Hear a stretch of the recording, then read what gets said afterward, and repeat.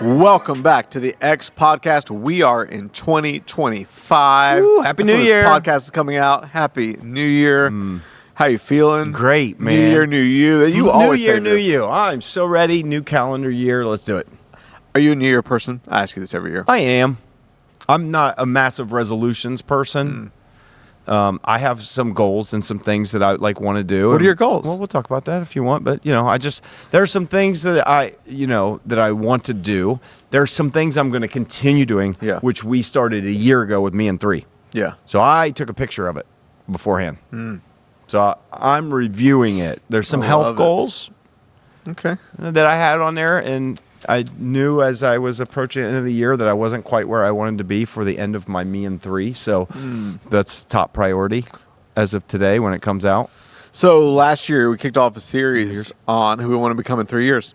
Yeah. And it was really powerful. What were some of your things? Can you share some with us? I don't know if I can share any of those. Okay. Actually, I need to look that up. I can go back in my calendar. I think I took a picture of it, so I can see what I can share. Okay. Let me go back here. Okay, go ahead. So you talk. But anyways, that's, are you a big New Year's? Or what? I know you are. You probably already outlined and drafted. I love New Year's. 5 pages for 25. No, you're going to be doing 25 I think I said before, I don't go as crazy as I used to with all the just, you dilute yourself and you set yourself up for failure if you put 50 wishes on the board. Right. But I do believe in God-sized goals and intention and direction moving into a new year. I know everybody's different, so I don't mean this to pick, but I hate the argument of, well, no, because you can just make a goal any day. You can change any day. You don't need a new year. I get that. But that's like not ever celebrating your birthday because it's just another day. I think there is power. And yes, you don't need to wait another day to change. If on February 3rd you need to change something, change it that day. Right. If on June 6th you need to start something, start it. But there is, I think, a natural momentum in the way God's the one that created seasons and days and times, and I just think there's something powerful in leveraging natural moments of momentum to say clean slate. Fresh start. I'm going to do something different. This year's going to be different. I think there's something powerful in that. I agree. And starting the year different. I think sometimes it helps me flip a switch in my head. Yeah. I know it's a proverbial one. I know that it's not like anything significant. It's like you just change the date on a calendar. But I think some of it, too, is the way the holidays, there have been so many events and things. Yeah. And it's like even just from eating and you get out of your rhythms. Yeah. And so there's something about New Year that, you know me, I like rhythms. Yeah. So to me, it's like my love language. Yeah. I don't necessarily create a lot of new ones, but I like taking it to another level. I feel like I feel like the holidays makes me really lazy. Mm-hmm. Let me just say that. I still work out. I still do this, but I feel like when it comes to other things, like even toward the end of the year, I'm trying with some of that, but I don't know, New Year, I get a new motivation. That's what it is. It's just a new motivation to kind of tackle some things. Yeah. So that's kind of what happens to me in New Year. So I'm ready to go. Let's go. It's 2025. Let's go. It's going to be an amazing year. It's going to have lows, but it's going to have highs. Yeah. And so we're going to make the best of it. I love it. I don't know. Let's see here. What you got? I want to maintain my exercise and weight goal over these 3 years. Okay. 4 days a week, and I won't give the weight. Okay. But I wanted to stay under a certain weight. Okay. Which I'm not at the time. I usually have something like that too. I've not been at it for the last few. I've been over it a little bit. About 40 pounds? Yeah, about 40 pounds over it. Okay. Not really, but 10-ish. Your weight looks... Yeah. No, I get it. But I want. When you. But this is also. I want to be able to. This was also me in 3. So. But I also know it's like, okay, I got to use these as checkpoints and check moments to try to stay. That's on there. Yeah. I want to try to see. It's fun. It is funny going back into new season of life. I want to be a more generous person in the area of finances. Ooh. I wonder how I did that. My goal was to be giving a certain amount per year. I don't know that I'm there yet. I'm going to put you on the spot with something. Okay. How do you practice generosity on a regular basis outside of church? Outside of church? Okay. A couple things. I am, and I've gotten, I think, even better at this, but some of us don't know what I say, but I am trying to find moments where there are people that I know that need a little bit of just help with certain things.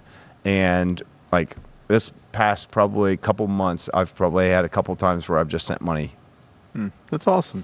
to some people that needed help.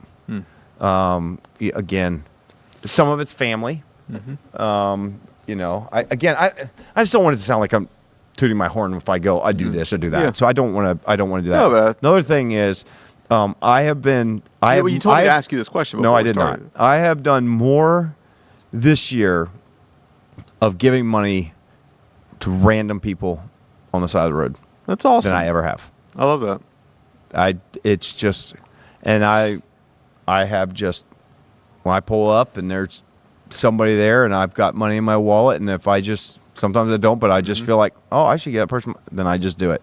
I've done that more this year than I probably have in the previous 10 years. That's so cool. So I love there's that. just like little things like that I'm trying to take strides to be a more generous person, paying for things. Yeah. And you go out. I just did that with a friend last Saturday. Go up and I, here, I got it. Yeah. Just buy. I'll buy it. There's little ways that you can do that aren't big, but the only way I'm going to get to a place of being a more generous person is that I have to be real practical. I have to just kind of find moments to do Yeah. it. So I'm doing that. And then even some of that, what I was hoping for is connected to, I mean, part of what there was, for me to reach that goal, I also need to be making more and doing things, you know? And so that's writing books. And like, I So what are kind you of, gonna do? What do you mean? How are you going to make more money? Well, Talk to us.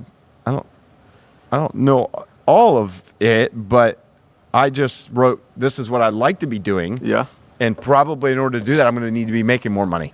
So it's a little bit of a prayer / goal. Yeah. I don't know that I have all the answers for that, but you know, one of my other goals, and I did write it on there before me and 3, but I'm narrowing my, hold on, let me see if I have it.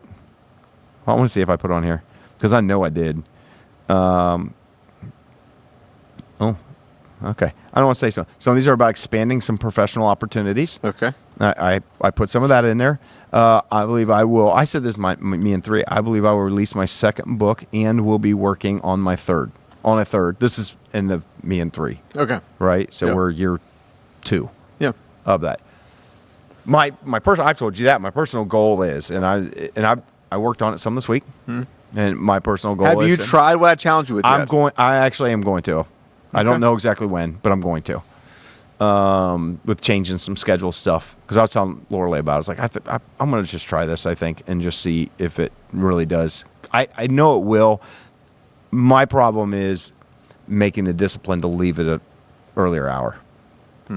Like getting started earlier. And I get caught too much up in people and what we got going on here that this is my fear. That's why if I don't go to the gym in the morning, I'm afraid that I'm going to get caught into all kinds of this and that, and I won't go.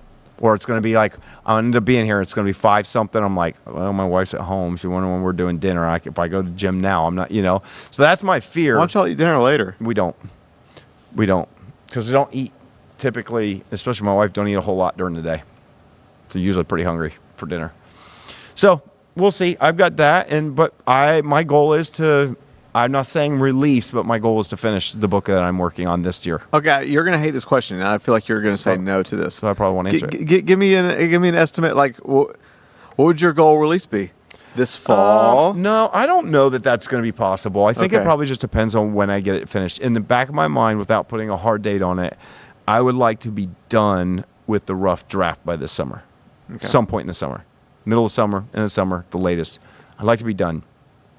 I'm contemplating, if that's the case, I don't think it'd probably be a release until early next year. January. Early 26. Well, if I can, I'm contemplating like an early kickoff the year, That'd be 2026.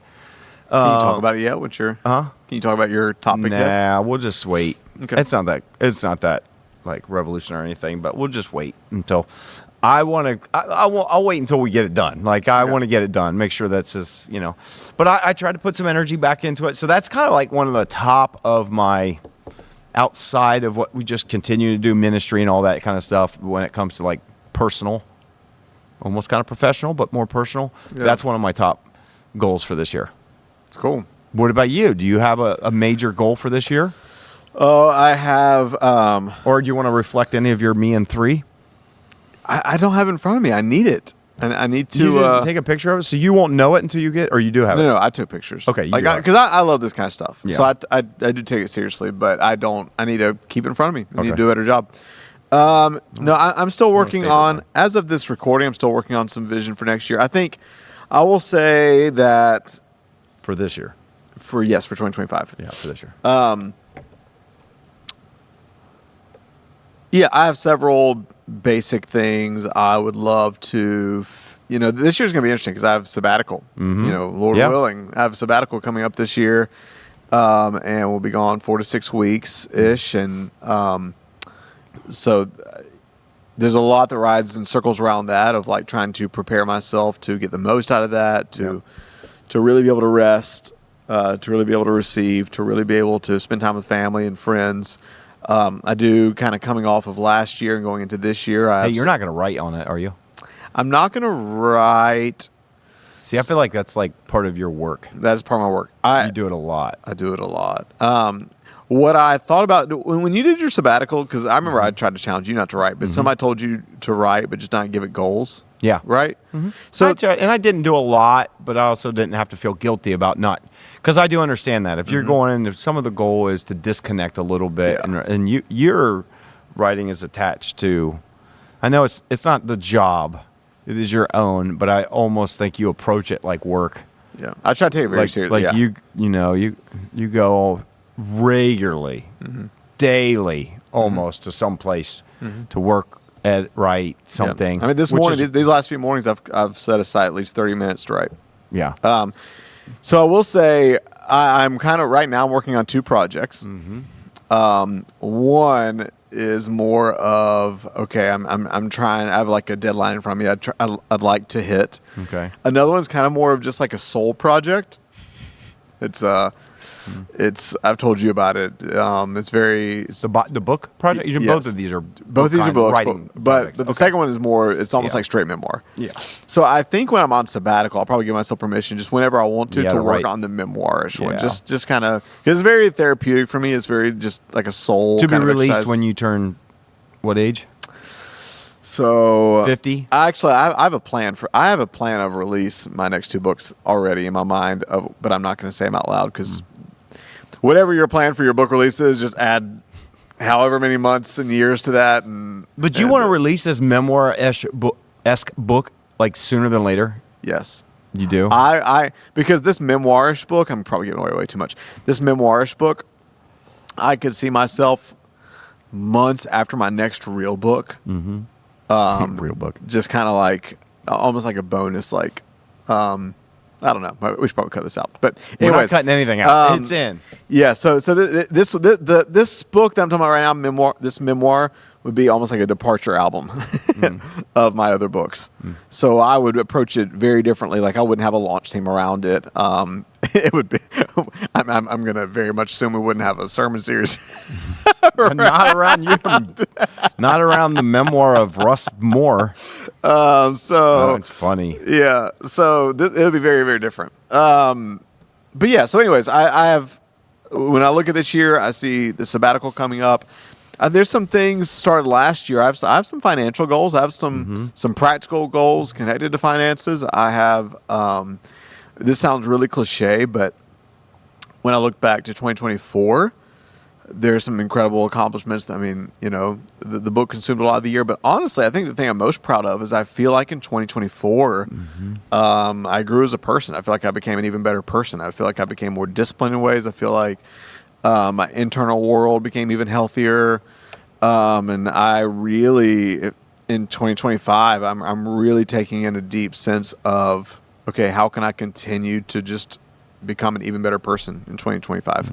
How can I make sure I'm continuing to move towards courage, towards kindness, Is towards there a specific area? Because I feel like integrity. that's kind of really generic. It is very generic. Kind of vague. It's like everybody wants to be a better person. Is there a specific area? It is generic, but for me, it's been very real. That's good. I can feel it in. When you say a better person, can you give us an example? Like as an internal world or as interactions with other people, as in you aren't cussing as much, as in you're not closing down bars at night. Like, what do you mean by better person? Because I feel like it's so vague. Can you give just a quick little brief of, like, I don't know, what does that mean to you? Yeah, so I mean, I think there's a couple of things. I think a couple of them are really personal and private. I'll keep to myself. That's fine. But I think I grew this year. I mean, ironically, I wrote the book on it, but I feel like I grew this year. I took at least a few notches forward. I consider humility and true confidence linked. Mm-hmm. I feel like I that's weird though to say you that. feel like you're way humbler as a person. I'm just so freaking humble. Your humility is at an all new high. That's why it's weird to explain. Okay. But I do feel like in humility and confidence, like I took steps. I think You're like Moses, the most humble man in the world. Oh my gosh, I appreciate that. This is why I don't answer these questions. I love it. And then humility is one. You try to take a step in humility. Well, I mean, but I took incredible steps towards steps forward in discipline. There's some things I did last year. Yes. Okay. We'll talk about that. Yes, let's talk about that. Okay, I will say. Oh, good. Let's talk about it. Okay. You're a better person today than you were. I mean, you'd probably have to ask people around me, but I feel that internally, I feel a shift. I mean, we talked about this on a few of the podcasts. I feel a shift in permission to be more courageous in some ways, to be more ambitious in some ways. I'm getting there. It is true. It is true. Just to give a little bit of strange context. I also feel like spiritually too. I mean, I feel like spiritually this year, I feel more authentically myself with God, and you have ups and downs, but closer to God. That's cool. In a different way, but I have my seasons where but spiritually, I've just felt very connected. I felt less distracted. Yeah. I have failed in some areas. I won't go in detail. There's some areas I failed in that I feel like I failed really well. And I feel like by the grace of God, it may be an area that didn't go as I wanted to, but I feel like God's hand was on it with wisdom and grace and peace. And I feel like even in the areas I failed, that I have failed better. Okay. Well, that's good. So there'd be a few ways. You're better at failing this year. Not better at failing. You're failing better. There's a difference, right? Yeah. Okay. So you mentioned discipline, and that was like an area you feel like you grew in. How did you grow in discipline this past year? I'm trying to set you up to talk about something specific that you did that was, because we're going to end up going somewhere. And let me just say this before you go into that. One of the things that I kind of have reserved a little bit of trying to set my goals, direction, some of that.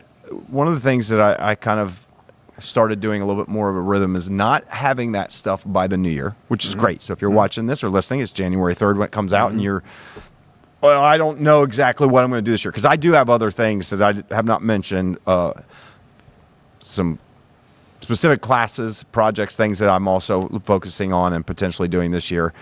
But one of the things that I really love about our rhythm, and I think we'll get there, is that we start off the year with 21 days of prayer and fasting. Mm-hmm.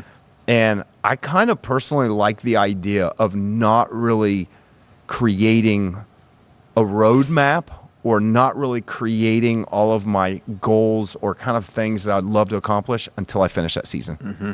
I actually think there's something beautiful about, I know there's a pressure to like January 1. Yeah. Diet. January 1, read a book. Yeah. January, I think what I like better, and I'm just throwing this out as a rhythm, is that January 3rd, this year, we're starting a fast. Yes. How can I use that next 21 days of saying no to some things, saying yes to God? But one of the things I think that could be in that is, God, show me for this year what do you want to work on with me? Yeah. What are some areas? I even like the language we've used. I think there's sometimes you can go, I've got all these thoughts and plans and goals, and God, I'd like to do this, and maybe this year I'd like to grow in this area. I think you can bring those to him in that season, and almost in a weird way, but say, God, give me the permission. Yeah. Yeah. And so I almost like the idea of coming out of that season. Yes.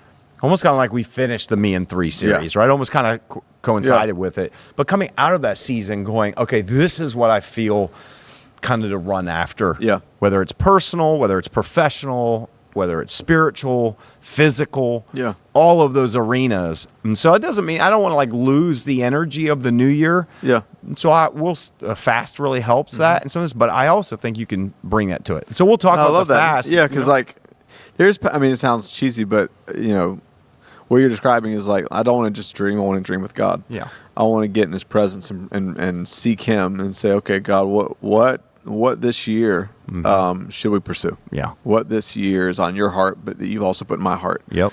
And I think there's something so powerful in that.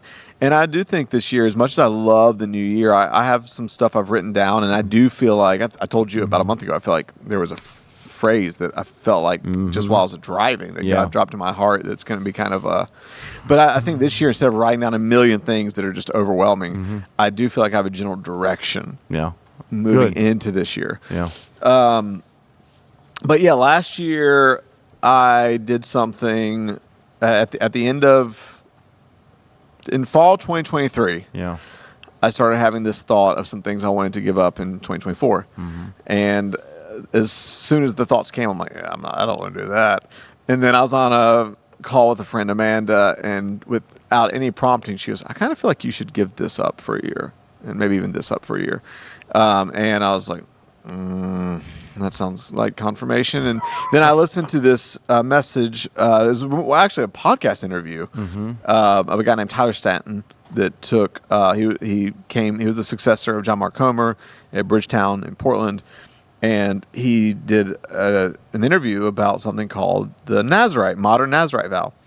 And I don't even remember how we got all of this. It was the Nazarite is from a story in with Samson, and I don't even know how, it's originally like, don't touch dead bodies, don't cut your hair, blah, blah, blah. Don't drink alcohol. Don't drink alcohol. Nothing that those comes were from the grape. Those were the three things. And so I don't even know how he got this out of it, but from there he came up with don't cut your hair, which I did not follow.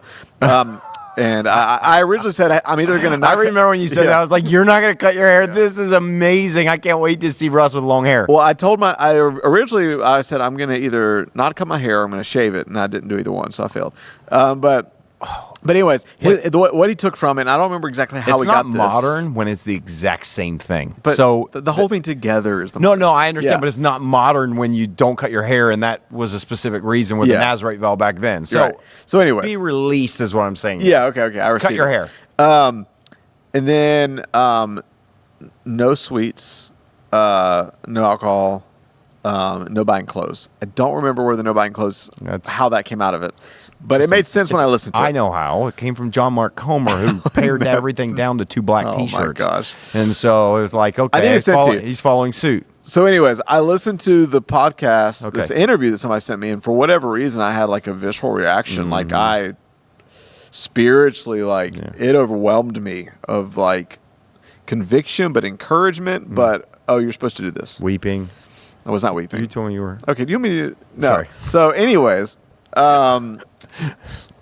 so I just decided, one of my regrets now is, part of this was practical, part of it was spiritual. Yeah. And really, when you do a fast before the Lord, it's between you and God. Yeah. And I really regret that, everybody knows now. And that you told me. And I mean, there's a few people that I told because, so what I ended up doing is I made a commitment at the end of 2023 that for all of 2024, I would not have any desserts or sweets, would not touch any alcohol, and I would not buy any clothes.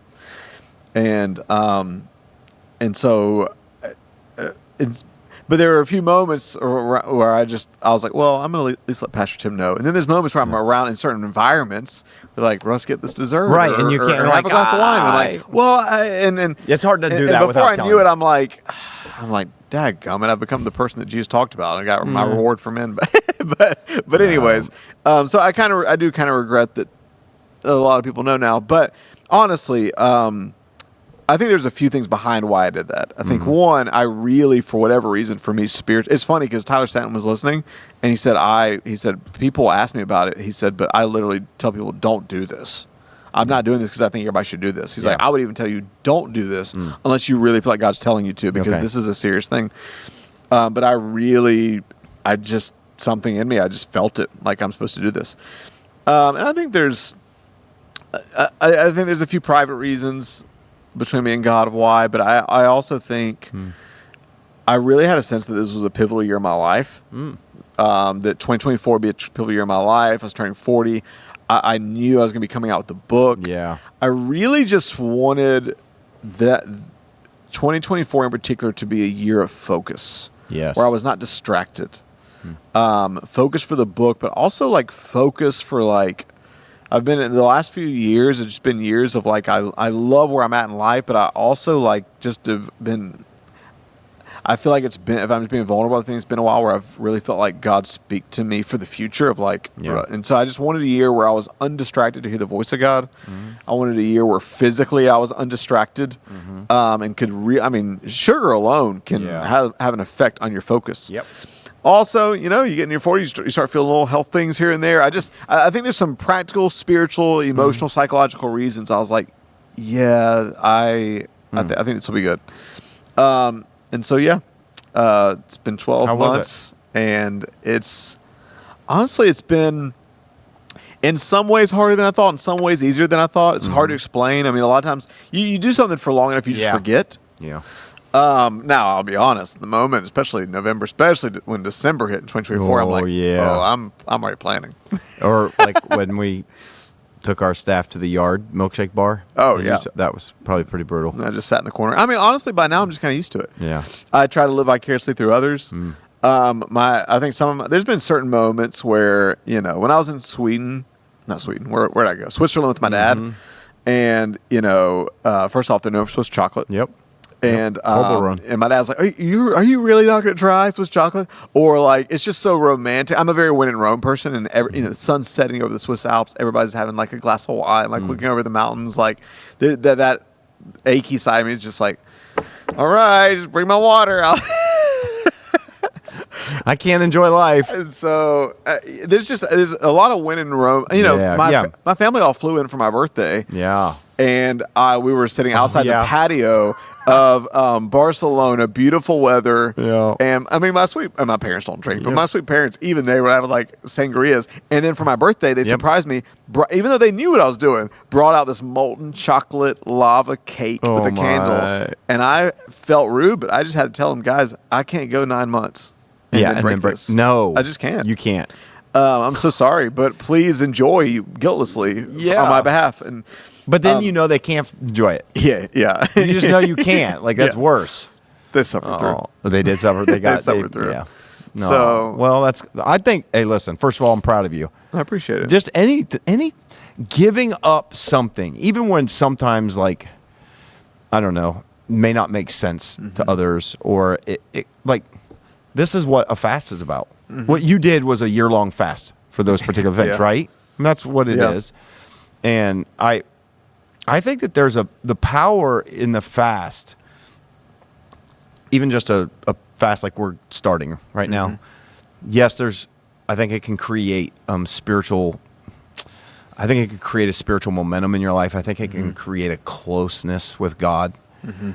But I also think that there is something about having power over your choices and saying no. Yes. Yeah, there is. I think we cannot underestimate that part of it. Yeah. There's the power of choosing, no, I'm not going to have that, even though I could. Yeah. Even when it's something that is fine. Like, I think, it's not like those were bad things. Like, yes, probably too much sweets and that kind of stuff, not good for you. But like buying clothes. Yeah. If you can afford it, you can buy clothes. That's not wrong. Yeah. That's not bad. Yeah. But you choose not to. Yeah. For a whole year. Yeah. Not only did you told me not only did you. Oh, here we go. Sorry. Okay, I didn't set that up very well. I was going to say. Not only did you not buy clothes, you also told me you weren't going to wash your clothes for the whole year. No. But people complain. But if people gave you clothes, then that worked. You just weren't going to buy it. That's true. Right. It's true. I should have given you more clothes this year. You know, I should have. it's not too late. This last year, I feel bad. But I do think there's a power in it. So first of all, the fact that you felt like, even that guy said, don't do this. Don't just listen to a podcast. But you were feeling like that before you, right? Heard the podcast. Yes. And your friend. And so it kind of confirmed something and you did it and you followed through. I'm the kind of type of person that when I also make a commitment before God, you can't get me to break it. Yeah. It's so interesting the way, like, it's like, no, if I'm giving that up. Yeah. Like I hear people and I there's no judgment. I know some people was like, oh, I'm fasting that. I fasted coffee. And then it was like, I couldn't handle it and I was drinking coffee. That's fine. At the end of the day, it's coffee. He's doing it. I couldn't. I don't care if I was on my deathbed. There's just something about that, and I'm sure I'm sure you felt that way though a little bit with. I'm not this as strong vow. as you on that, but yes. But it's like, so when we do a fast or we do whatever, I just feel like there's and sometimes it almost helps me, like, because I feel like we can break promises to ourselves a lot easier than I can break a promise to God. Yeah. Right. Yeah. But I think. Kudos to you for doing that. And I think there is a power that comes into our life, and that power is control. The power is we take back control. Right. Yes. Over saying, no, I'm not going to do that. Yep. Even if it's fine to do it. Yep. I'm choosing not to do it. Yep. And I think to carry that over, I just want to encourage anybody who's watching this, listen to this, as it is January 3rd as this comes out, and whenever you are, and maybe you weren't sure about starting this or doing a fast with our church or community or not. And there's a lot of people that do different kinds of fasts for a variety of different reasons. But I would challenge you to, like, there's something really good in your life to say no to something. Yeah. And not just say yes to everything that you feel like doing or want to do in that moment, and pre-deciding. Yeah. Even for a period of time like you did for a full year. Yeah, and it's just so interesting. I mean, there's so many layers we could go here, but I heard Chad Veach say this in January 2022. He said, self-denial is almost always more satisfying than self-indulgence. And like yesterday, I'm leaving work. It's gray. It's cold. I could feel it. I'm like, I'm going to go get a massage. I'm going to go get a massage or go to the movies. Okay. When I would usually go to the gym, and I'd planned on it, and there's just something in me. But then I noticed how lethargic I felt, and I was just like, something in me was like, absolutely not. Like, I will feel better while it's happening. Yeah. And that's it. And so it's like those small little decisions that I was like, I want to win the war here. And so I just made myself go straight to the gym. That's awesome. Work out. And then I literally... You felt better. And I felt better. And then I went to a cafe because I'm crazy. I go to this cafe. And then I literally made myself do an hour of edits on a book and then 30 minutes on another project, and got home at 9:30 and then got up around 6, worked for a couple hours. And not in a backpack way, but it was just like for me, I'm like, sometimes like the action of denying myself... what would be a comfort. I believe in as The Rock says, don't cheat yourself, treat yourself. I love how The Rock's one of the hardest working people ever, but he'll always have those pictures on Instagram of all the banana chocolate chip pancakes. And so I'm a full believer. Anybody that knows me of enjoying life and living to the full. But there is something powerful when you can subtract things so that you can live better. Yes.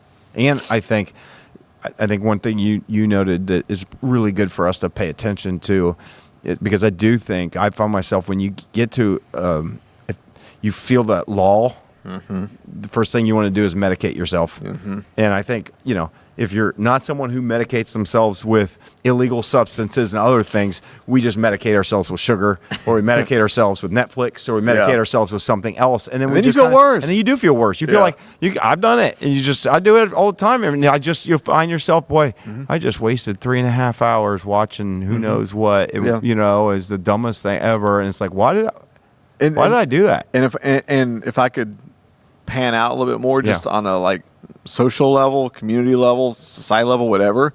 Because I watch this play out, but not in a judgmental way. But enough time that passes, and all of a sudden, before you know it, your muscles, internal muscles have shrunk, and somebody asks you to go do something, or go to an extra church event, or go do this. You're like, I just don't have the energy. Yeah. And then sometimes we can use otherwise helpful language like, I just need to give myself a rest.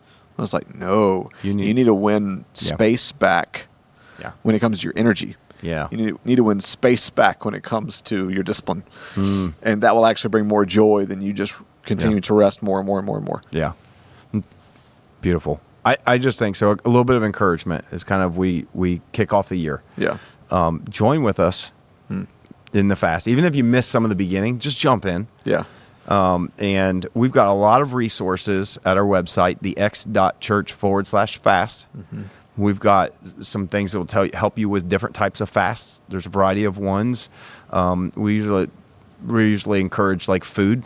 I think food is one that is probably hardest for us to give up. Different types of foods or whatever. You know, I'm not saying a full fast of 21 days without eating anything. You don't have to do that, but you know, we have people that do Daniel fasts, that do modified ones, that do certain ones, and so I always, for me too, I am one of the things that I love that I've kind of added. I always try to add. It's terrible. I don't want to have the mentality that I always need to. I want to be careful that I don't get to the mentality that I always need to add to a fast, because I think sometimes we kind of, yes, it's fine if you want to feel the challenge, but I also don't want to think somehow God will be more pleased if I add more things. You don't want to slip it. I don't want it to be performance based. Some of it is I just want to challenge myself. In a fast in growing. But for me, like some staples that I always do, and I always try to put some different ones, is trying to do like what you did for a year. But I usually try to go as extreme as I can with it. It's like no desserts or sweets, but I usually I don't say no sugar at all, but I usually try to do no sugar. I don't say because it's hard. Like no added sugar. Like there's some in certain things like that, but I like and that would include even like substitute sweets. Yeah. So I wouldn't do substitutes because there's all kinds of things when I was doing keto that I was like, keto fat bombs, and I got this, and they're sweet, and I'll do that. And so I get a little bit. I think everybody does something. I think the key is I don't want to judge you for doing a different version of something, and we shouldn't judge each other. It's not about that. It's about, I think, your own personal journey with God. But I do it because I love. You know that. Like sweets are like I don't care about savory stuff as much as I care about sweets. I love sweets. And so like that's a big one. Another one that's become bigger in my life because I try not to use any calories on drinks, but is 0-calorie soda. I always have at least one or two a day. I drink water all during the day. In the evening, I do that. And so I'm just sharing. I always hate this too, but we've also had enough feedback from people in our community that are like, but can you help? Like, can you share what you do or something? So I'm not doing it to pat on my head. And we understand what Jesus says, don't gloat about what you're fasting and all this stuff. So I'm not doing it in that regard. I'm not sharing everything, but I'm just saying for me, certain aspects. So like I do only water. Yeah. I only do water or unsweet tea. Yeah. But at the end of 21 days, you're just like, give me something with flavor to drink, And so I've done a variety of different ones. Those are just some of the things. Yeah, and I think I love, what's the verse? You'll know, where it says, our hearts are meant to be strengthened by grace, not just food. Yeah. I don't know which one that is. But Paul said it, and the point, I think one of the most beautiful things during a fast is allow yourself. This isn't being masochistic. This isn't you earning anything from God, but it is you starving the flesh so you can feed the spirit. Yep. And allow yourself to feel the pinch of hunger and experiment in that space of what it looks like to let that space be filled in by the grace of God, by spiritual nutrients, by getting the presence of God more, by prayer, by scripture. And I think the most powerful fast, it always goes back to the posture of your heart more than anything else. But I think food, there's I don't even know if it's legalistic to say this, but a lot of people have been talking about the last few years that we've gotten away from the basics of a fast. A fast is food. Yeah. So, there's got to be some element of I'm actually, there's a body-spirit connection. Yeah. And we're tapping into that. Yeah. And so we're literally, maybe you're just, skipping lunch, or maybe you're doing just liquids a couple days a week, or maybe you're whatever it may look like. Or there's a old, what's called the Jewish fast, which you wouldn't eat until sundown. Yeah. Or, there's an end of the day. So Yeah. you wait until, different ways. Or a lot of people do the Daniel fast. Which is Daniel just, fast, certain foods. basically vegan. Yeah, basically. But there's the physical, and then I think if you really want to get the most out of a fast, as far as heightening your spiritual senses and receiving from God, hearing from God, is fast food and fast noise.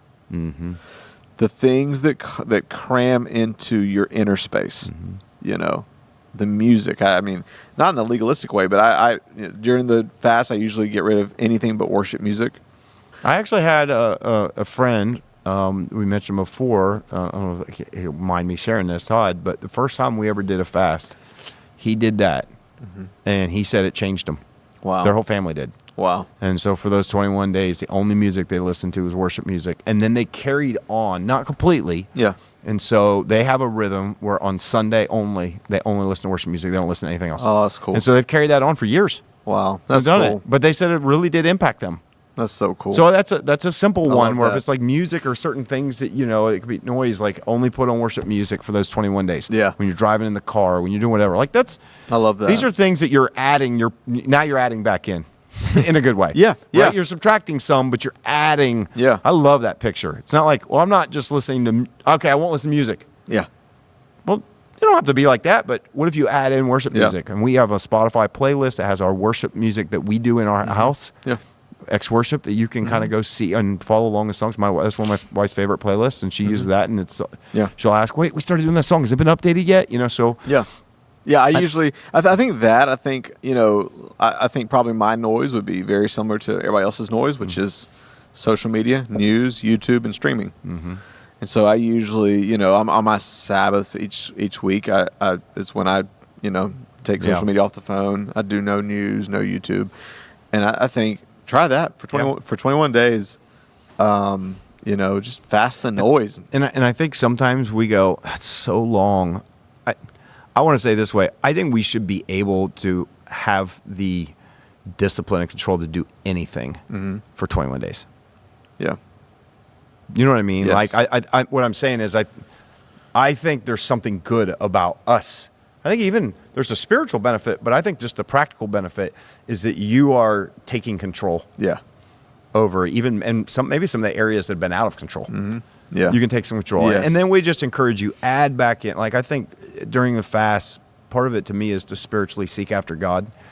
And so I want to make sure that I'm really strong and consistent. And you have a plan going into for scripture reading, prayer. I try to journal consistently. Even if I don't do it throughout the year, I try to journal almost every day consistently through it. Because I also want to be in a posture where I'm praying, I'm giving things to God, asking for direction, and I'm listening. Yeah.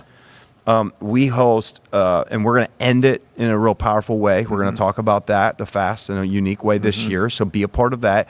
And we have a prayer night, a corporate prayer night on the 14th, I think, of January. Come and be part of that. So there's things that you can do that will fuel your faith while you're starving your flesh. Yeah, I love that. And I know we're getting really spiritual, but we have so many people from our faith context that are listening to this. And I would say, if I could just add one other thing too, as far as posture, is I think it's really powerful in a season of prayer and fasting to up your intensity in terms of, we had a staff retreat and we talked about the concept of it's amazing to walk with God. Sometimes you need to take the posture of I'm going to pursue God. Yeah. And I would say with all of the things that you're giving up and adding back in, what does it look like just internally to take the posture of I don't want to just do that, but then keep going, doing the same old thing with God, saying the same old prayers, saying them the same way, worshiping the same way. Yeah. What does it look like to say, no, I'm going to turn up the heat. I'm going to turn up the heat in my prayers. I'm going to have some seasons where out loud I'm crying out to God. I'm going to come to prayer nights ready to go after God, like with passion. Yeah. I'm gonna enter Sundays, and you know, maybe it's out of my comfort zone. I'm gonna lift my. I think there's power to in a season of prayer and fasting of saying I'm not just walking with God for these 21 days. I'm like going after God. Yeah, I love it. So that's our challenge. We begin the new year. Yeah. This has been a good conversation, and I would just say join with us on the fast. Learn the power of saying no. Yeah. And like you did, so great job on that vow and keeping it. Thank you. And so as you do, now here's your reward. 3 days out of it, time for another vow for 21 days. So get it all in. Maybe you don't fast. Yeah. Maybe you don't fast sweets this time because you did it for all last year. No, but maybe now you fast coffee. You know what though? I actually think And- as kind of irritating as the timing is, it's probably really good for me Yeah.